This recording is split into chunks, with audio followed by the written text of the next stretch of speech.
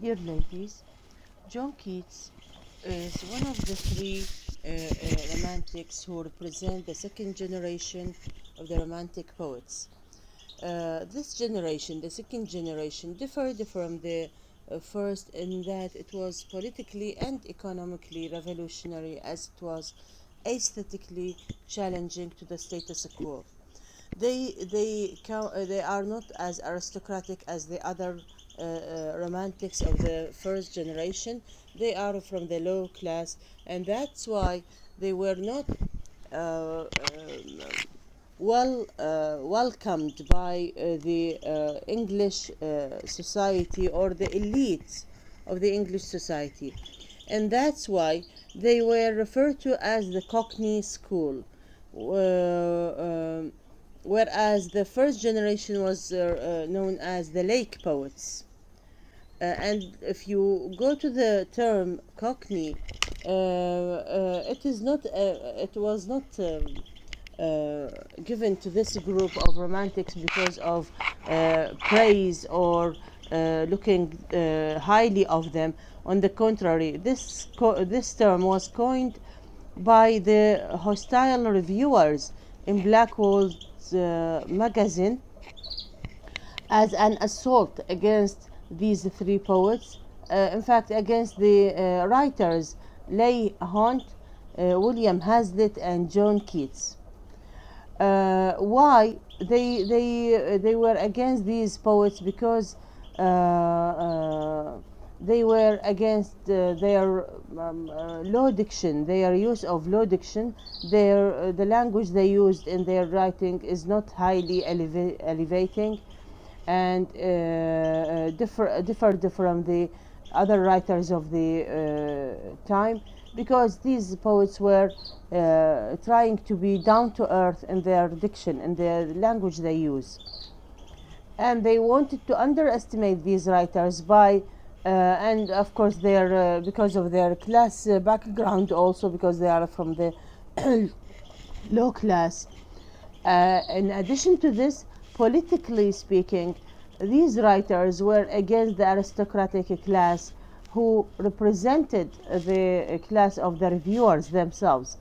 So they were their agenda was more politically of a reformist. But later, this term started to be, instead of being a condemn to those poets, it was praising them and referring to these writers, to these great writers, as the Cockney School and all who followed them. And the term was later revived in the 1890s by working class London poets. And although this may have been then a vogue at the turn of the 20th century, the term is currently remembered for the romantic reference only. Instead of referring to the poets of the low class, now it is a reference to the second generation of the romantics only, and not. And that's why I said that it is now referred to as a praise instead of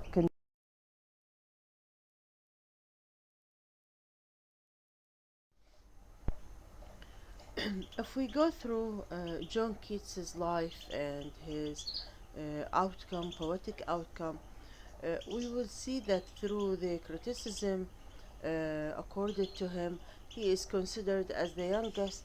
In fact, he is considered as the youngest romantic poet to die. He died of the age 25 years old because he was consummated by disease, TB, tuberculosis, and yet his print was so much of a great influence on his contemporaries and even subsequent writers. Many of the writers of his contemporaries and the Victorian poets who came after him, reading his work, they considered him as an excellent poet, and had he lived more, he would have excelled even above them, their poetry and their outcome. Keats was plagued with or by too much pain in his life because of the death of his parents first, by being consummated by the disease TB, tuberculosis, and later his younger brother died, and all these disasters. Also, he was heartbroken by his beloved. He was also suffering his own ill health that ended his life with TB.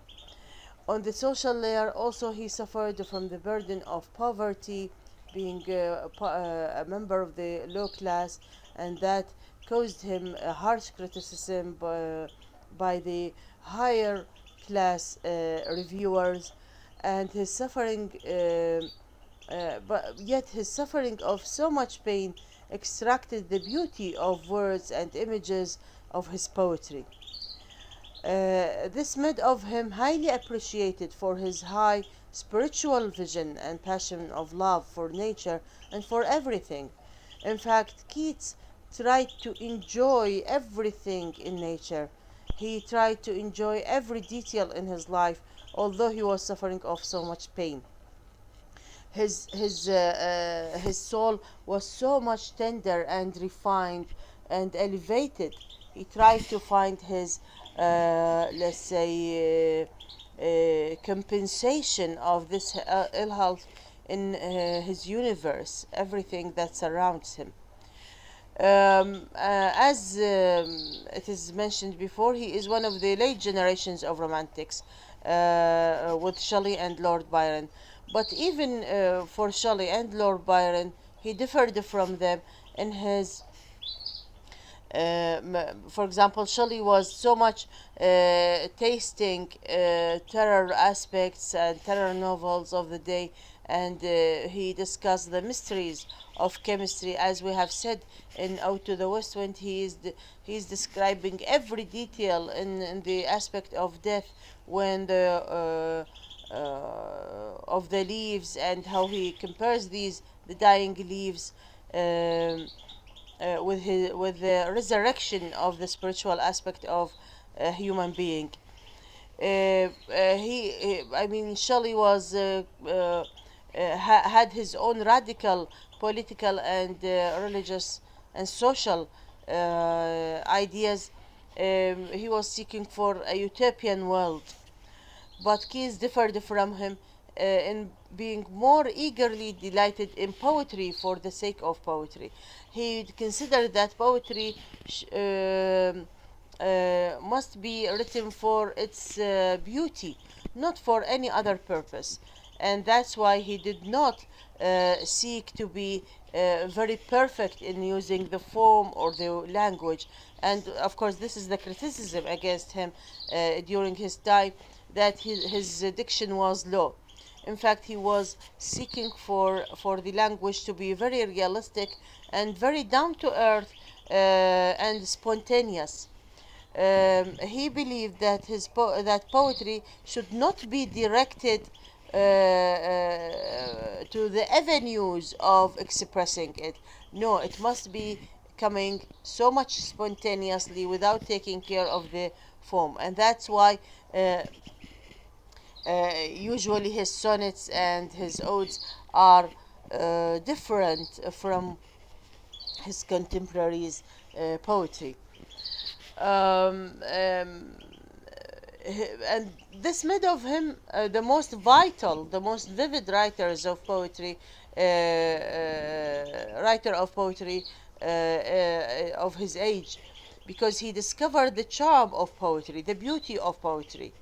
For example, if you go through these images describing the sea or describing the stars, he says that in his description of the sea waves, by saying sea shouldering waves, as if the waves are the dancing shoulders of the sea. The image is so perfect, the image is so realistic. At the same time, its description, this image of the waves is so beautiful, it makes you be delighted with this description. Later he says the stars, in another sonnet he says, the stars look very cold about the sky. Very cold. He says, look. But when you say very cold, it means that you are sensing, they touch as very cold. Here he uses his excellence in using the sensory imagery. And when he says very cold, as if the stars are the, let's say, the icy places, when it is cold and there are some icy places or snowy places scattered on the ground. These stars are just like these snowy parts in the sky.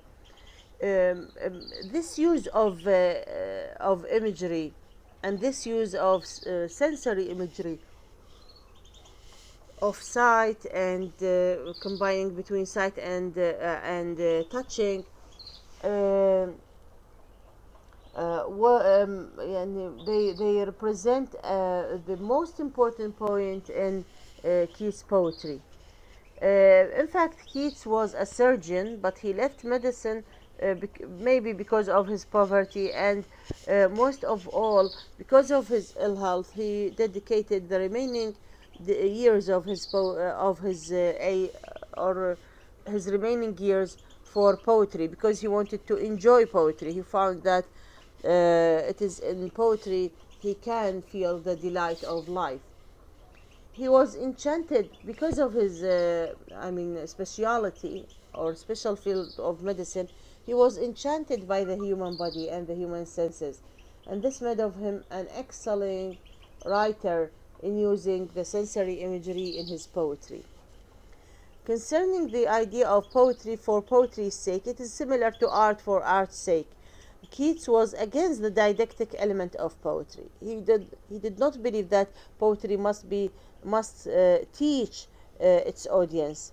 He believed that poetry, with all its elements, should rise like a sun in the universe, coming naturally with its delight, because he believed that poetry, the main source of inspiration for poetry is the life itself and the beauty of nature. He believed that you can find beauty in nature. Beauty is nature, and nature beauty, and this is very sufficient for man to go through in his life. This is all what man should learn, because it is the nature that inspires him, and this is the main source for his inspiration, and this is very sufficient for him.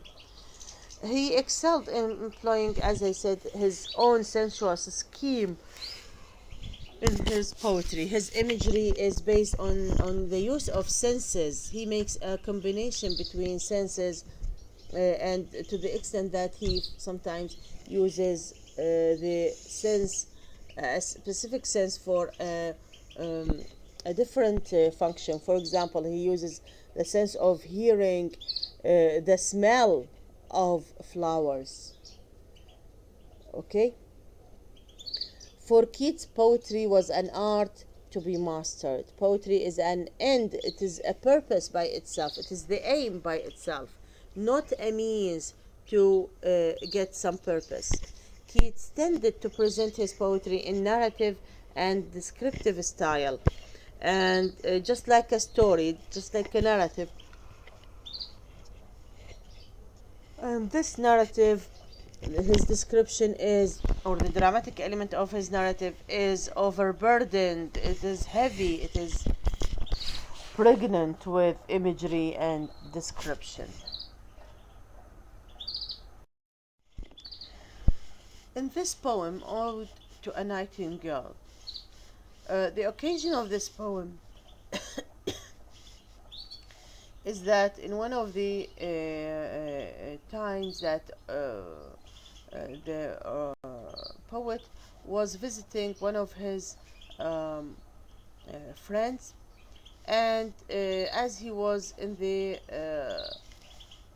gardens of this friend's house, he enjoyed the singing. He found a nightingale singing all the time. His friend says that Keats spent 3 days going outside listening to the nightingales, to the nightingale.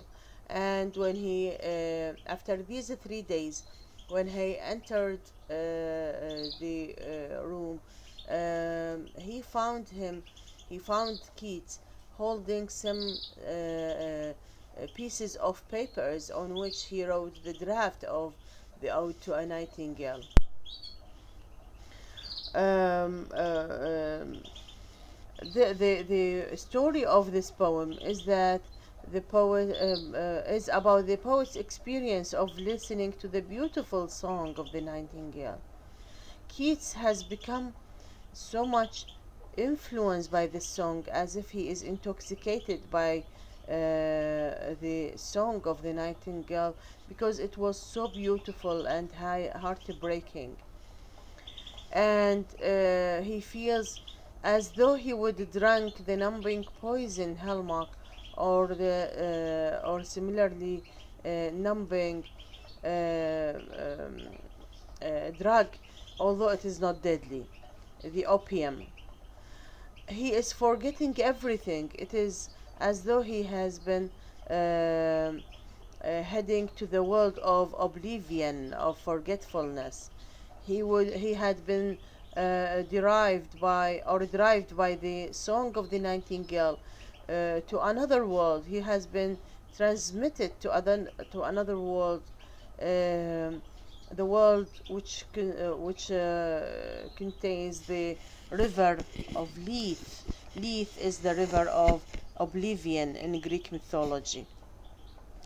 He tries to escape through his imagination by the help of the nightingale's song from his reality. But later, at the end of the poem, he discovers that there is no real escape from reality.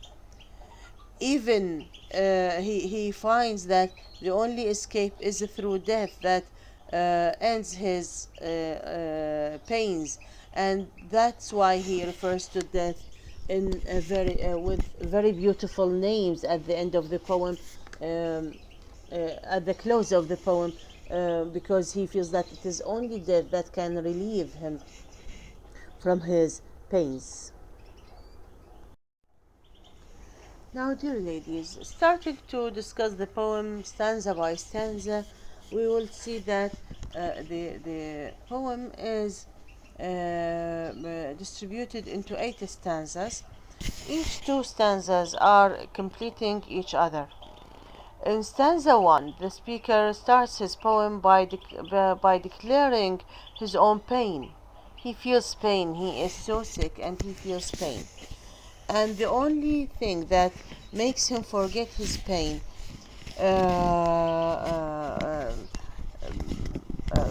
is the song of the nightingale.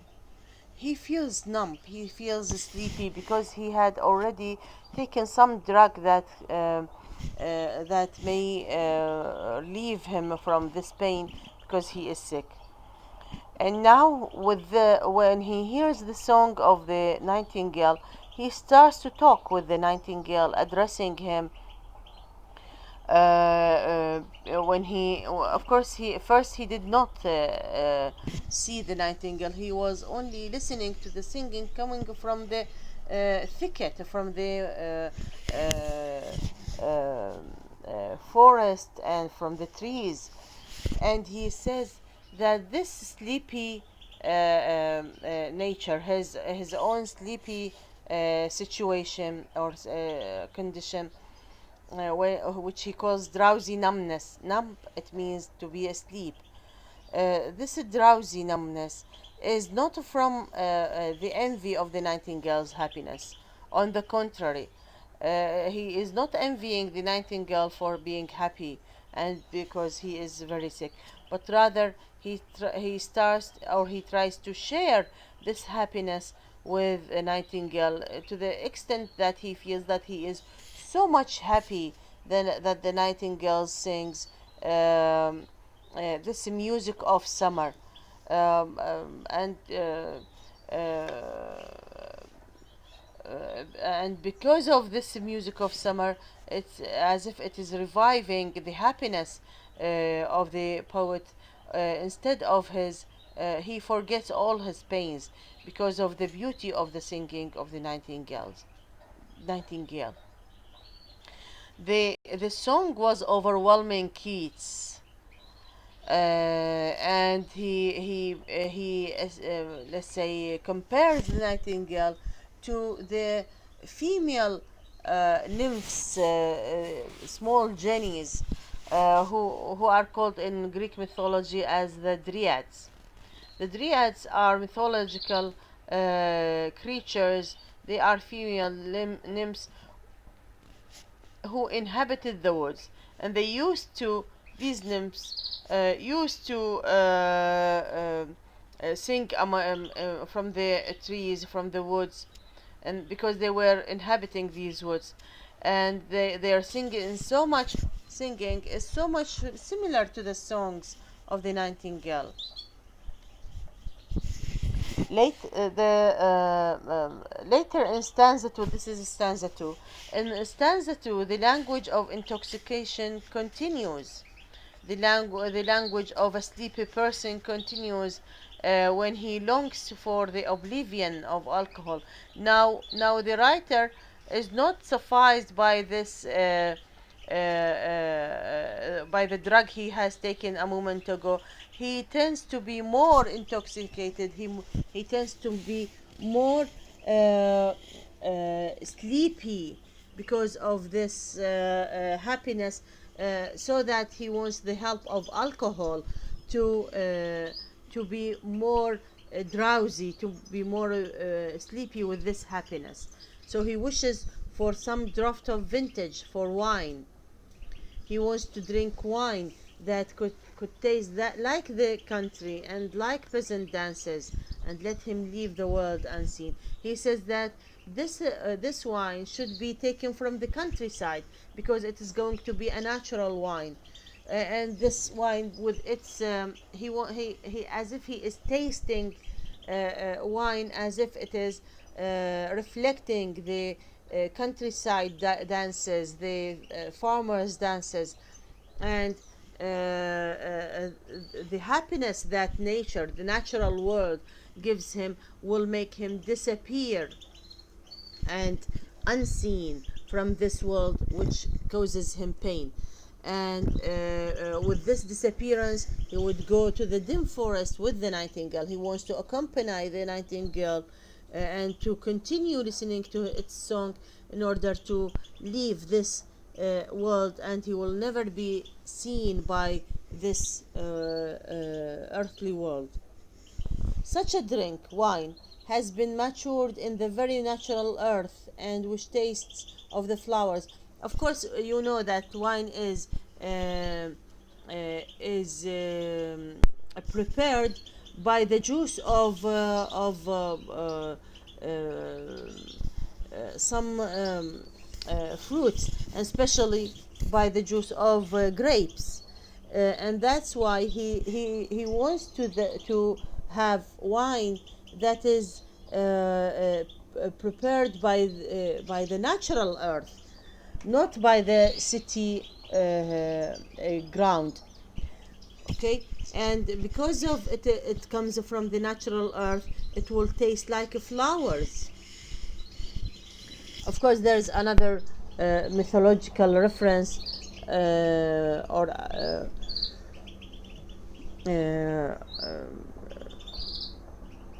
reference to Flora, the goddess of flowers. Hearing the nightingale sing makes Keats long to drink a baker, of course, of wine that tastes of the south of France, and with this association for the provincial song. This takes us back to poetry. In fact, he wants to make this drink, this wine, takes him away from reality to the world of poetry. And for Keats, the wine would taste of the blushful Hippocrene. Hippocrene is also a Greek mythology, or a Greek reference to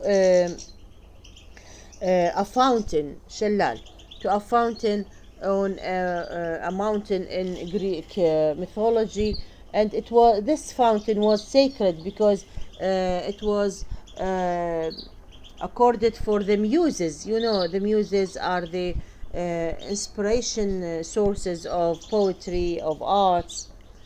So again, he is going through this song. He is taken to the fountain of poetry, to the realm of poetic inspiration. uh, Keats wants to drink to forget, just as hearing the nightingale has made him forget about the troubles of his world and enters the enchanted groves of the forest. He was so much indulged to the forest because he is so much keen to join the nightingale in his song, because this song inspires him to get away from his world, troublesome world that causes his pain.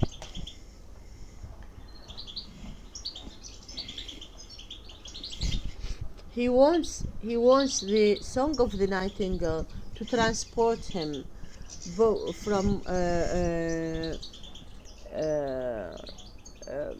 in fact, this happiness caused by the nightingale song will transport him from his earthly world to the world of imagination and inspiration, and he takes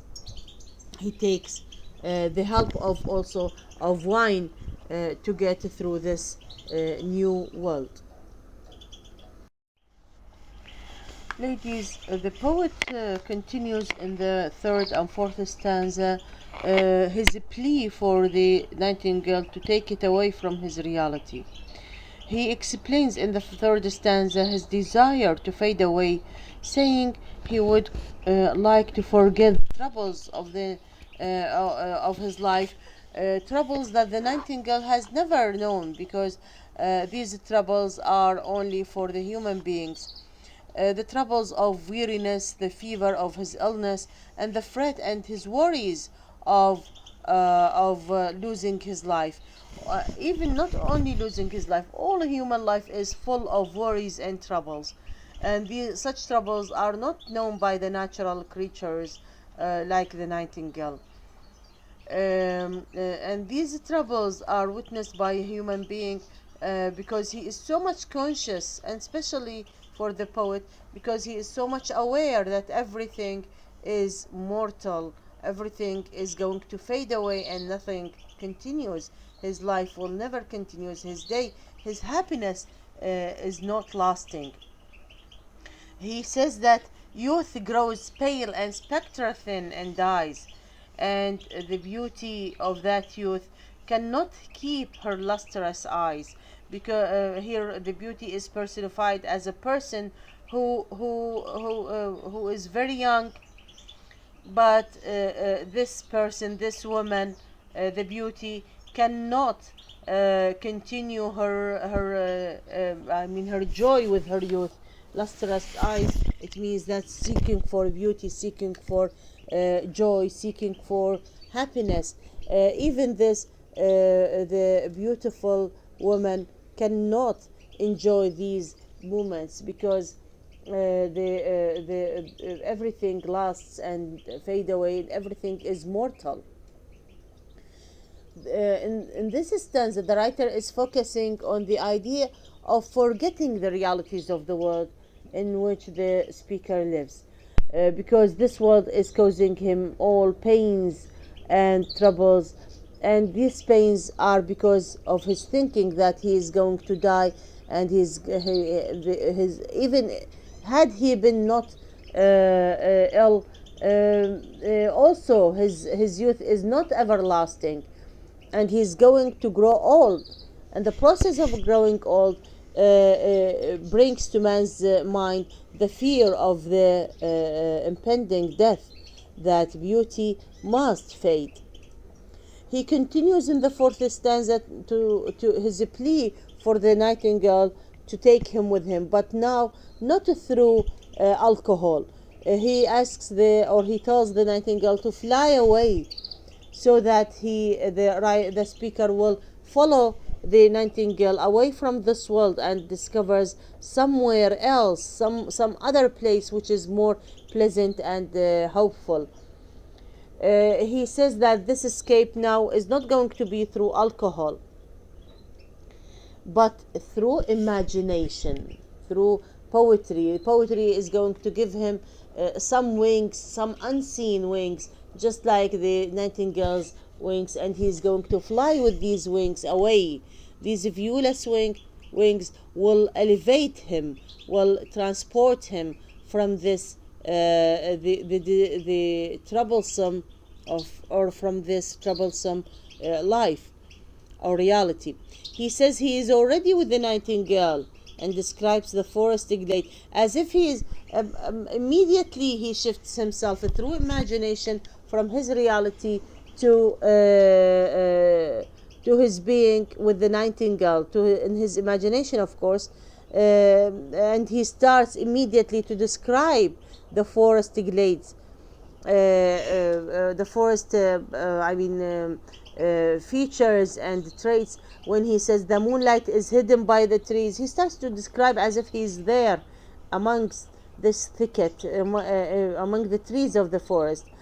And he tries to show his delight in this description when he describes the moonlight, which is hidden by the trees, and then he describes the night as being very beautiful, and to the extent that the brightness of the moon makes it as if it is where not a person, not an object, it is a queen moon, suggesting Diana, the Roman goddess, which is associated with the moon. The stars were just like its servants, its fairies surrounding it.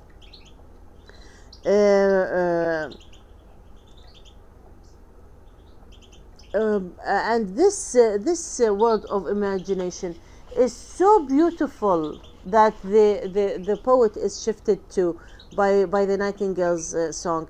This world is very beautiful, the world of imagination, to the extent that Keats, or the poet, or the speaker, in fact, the speaker looks at it as something heavenly. It is not something natural only. It is not only part of nature. It is heavenly. It is so beautiful that it cannot be related to this reality. It is so heavenly that the light in the forest is just like a heavenly light that breaks through when the breeze blows. He relates the light and the breeze together to show the beauty of being in that world. As Keats abandons his earlier wine references, as he shifts himself away from alcohol, he says that he will use the viewless wings of imagination, of course, to follow the bird, rather than being intoxicated on alcohol. But he says that it is very difficult for him, because his brain has been dulled by these drowsy medicines, and he cannot go through this creative, imaginative world easily, because he is still dulled by his reality. In fact, the pills or the drugs that he has taken are related to the reality. So his being in reality makes it very difficult for him to get away from this reality, to go to this creative world of poetry. In the fifth stanza and the sixth stanza, ladies, the speaker continues describing his voyage. Now his voyage, as it seems, is spent or is done through the night now, because he talks about the moon, the light of the moon, and the night's breeze. Now, since it is darkness, it is night, we can expect that the poet cannot see in the darkness of the forest, but he can perceive his surroundings by what? By the tiny creatures that are living in the forest, like flies. He says that he is no more able to see the flowers in the glade, but he can guess the presence. He cannot see that there are flowers here, but he can guess the presence of flowers from what? In this darkness, through the murmurous haunt of flies on summer eves. He guesses this from the sound of the flies, which are hit by the leaves of the flowers. These murmurous flies, or this haunt of the flies, when they are around your ear, you can hear their flagging of their flags or their wings. So these flies can tell him the presence of flowers, and he guesses that the flowers are around him because of the scent, because he can smell also the odor of these flowers, the scent, the perfume of these flowers in the air. In the following stanza, he switches from smelling to hearing. Now he uses another sense when he says, darkling I listen. Darkness is seen, is supposed to be sensed by sight, not by hearing. But he says, darkling I listen, it means that he is listening to this darkness. So he makes a combination between between sight and hearing here.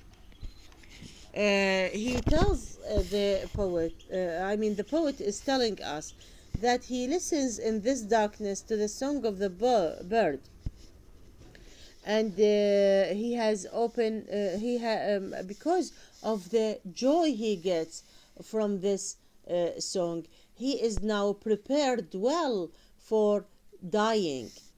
He is no more looking at death as a bad idea. Now he is half in love with the idea of death. He starts to call death soft names, and he says that I'm going to write about death in soft names, and in my verse I'm going to approve of the idea of death instead of being afraid of it. Why? Because he is so much his spirit, his soul is so much intoxicated with happiness because of this song, and this song will take him peacefully to the darkling. Darkling is the darkness of death. Okay, the song elevates him to the extent that he is going to go through this darkness with no fear. In fact, with happiness. He is approving. He is accepting the idea of death now. He listens to the nightingale, and he feels that it is now fitting to him. It is very suitable to him to go or to slip ينزلق, to slip into death while the nightingale is accompanying him. He says, as far as the nightingales will be the requiem that is sung in my funeral, I'm very ready now to die peacefully, because the song of the nightingale will accompany me in my death. Surrounded by the nightingale's song, the speaker thinks that the idea of death seems richer than ever, seems more beautiful than ever, seems more peaceful than ever. And he longs to seize upon the midnight with no pain. He is now longing to die, because this death will be a very calm and peaceful death, because it is not going to be with pain. While the nightingale is pouring its soul aesthetically forth, because the nightingale is accompanying him as he is singing, and his song means that he is pouring its soul in front of the dead person. If he were to die, the nightingale would continue to sing, and he says he would have ears.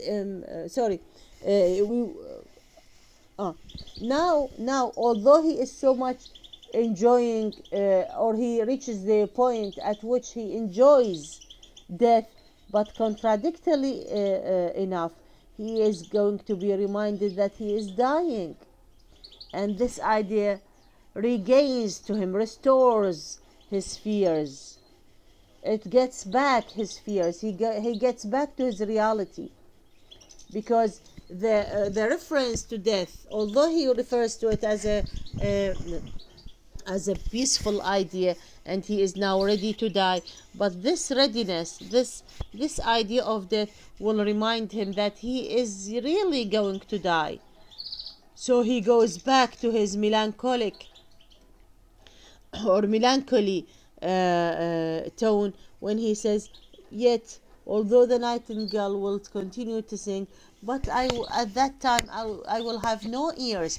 Physically, I'm going to be dead." Now, when he says have ears in vain, it means that even if I have ears, I am dead. My ears are not going to be able to listen to the nightingale's song and feel the peace in that song.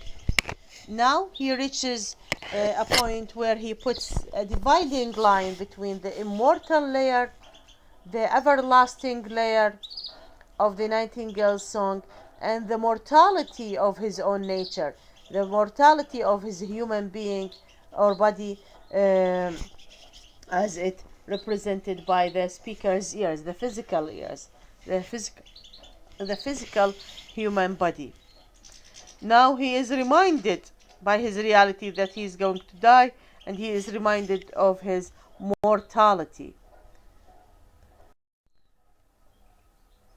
That's why in the seventh stanza and the eighth stanza, now the speaker will tell the nightingale that he is mortal. I mean, the man himself is mortal, while the nightingale's song will make of him as an immortal creature.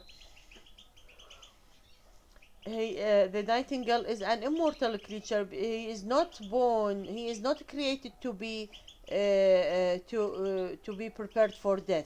Why? He says that the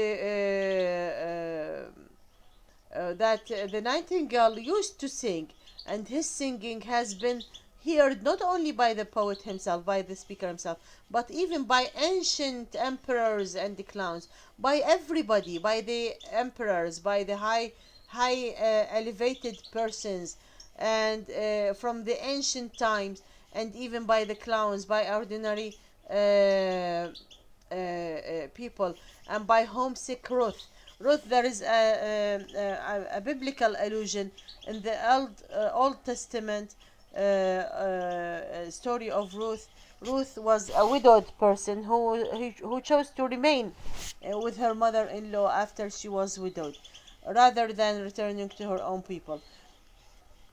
He says that even that Ruth, that ordinary person, was listening to your nightingale in her pain. Sorry, to your song when she was widowed and when she was sad. So everybody was used to listen to your singing, and I am now listening to the nightingale's song. In fact, now he says that your song, your singing is an everlasting singing. It is immortal because it has been listened to by people from ancient times till now, and in the future it will be listened to also. He considers that this bird is an immortal bird, and it was not created to be dead or to die. Um, he says, as I said, high-born and low-born people in ancient times and during the present are listening to the nightingales.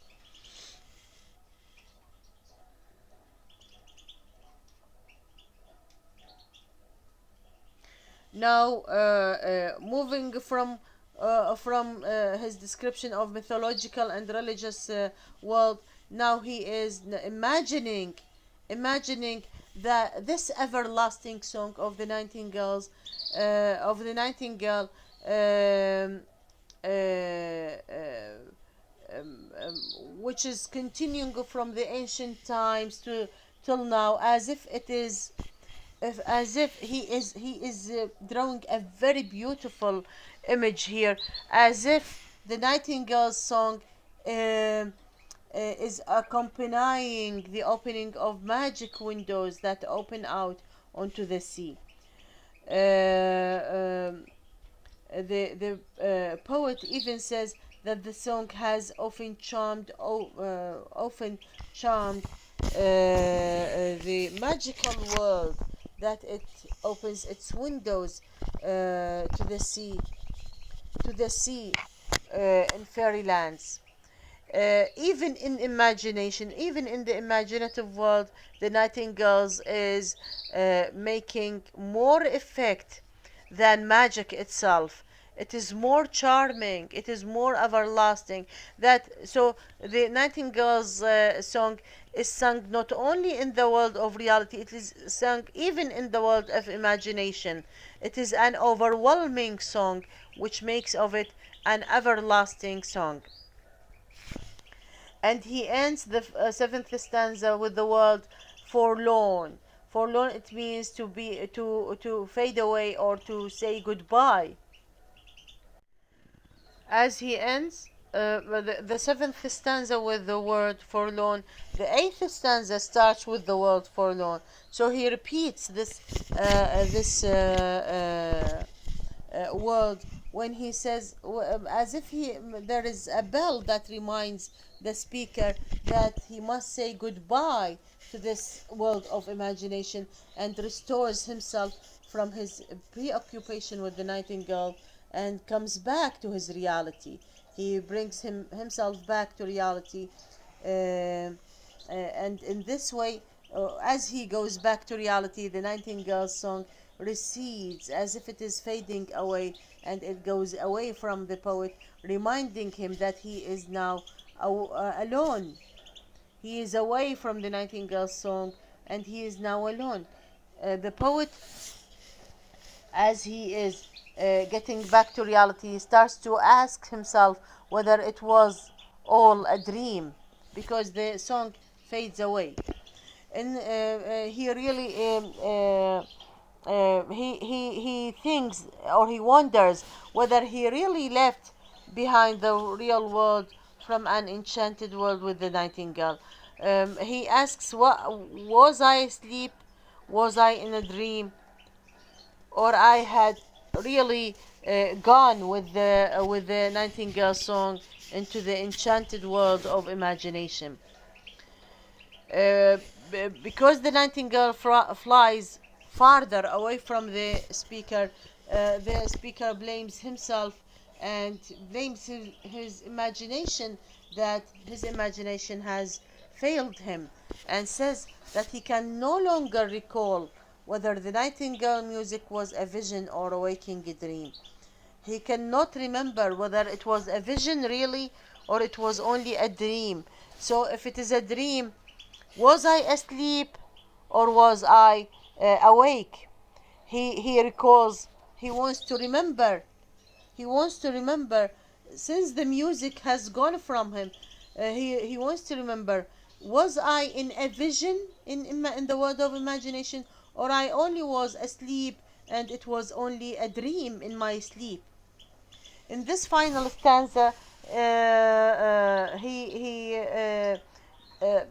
whole or the his whole mind is emphasizing on the word forlorn, because it returns him to the beginning of the ode to Nightingale, that his heart aches, it pains him, it hurts him, and as the word forlorn, goodbye, aches him, it reminds him of his first harmful moment at the beginning of the ode.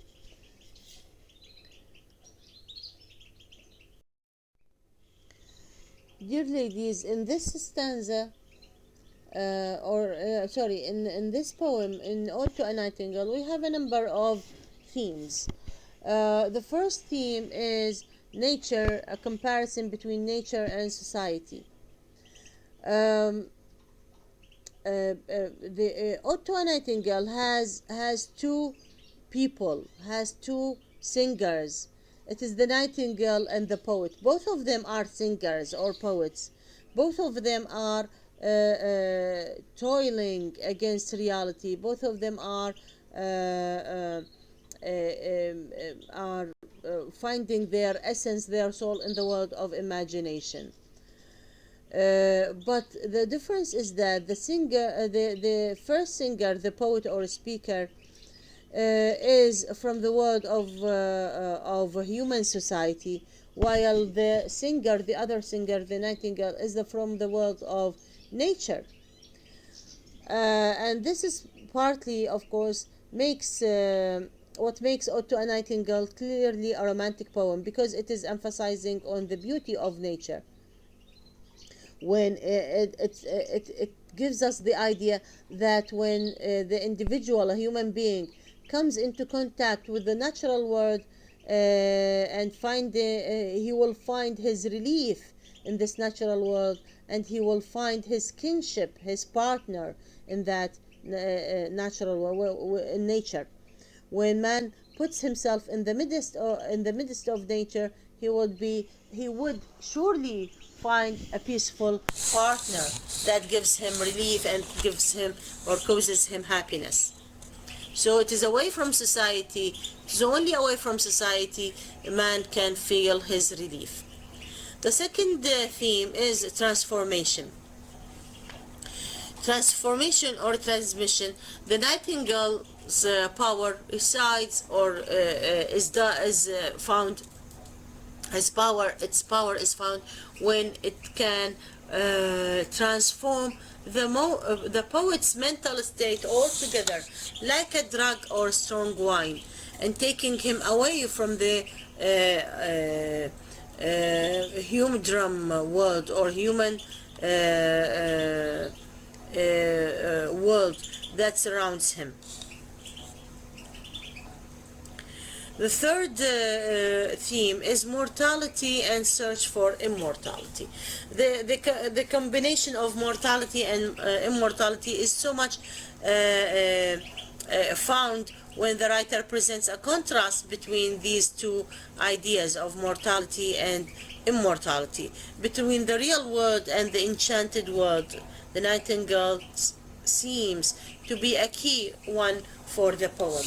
The Nightingale's song seems to be a key word or a representative or a symbol for the idea of immortality. The poet here compares between his mortal life and the transience of his life and the tragedy of old age,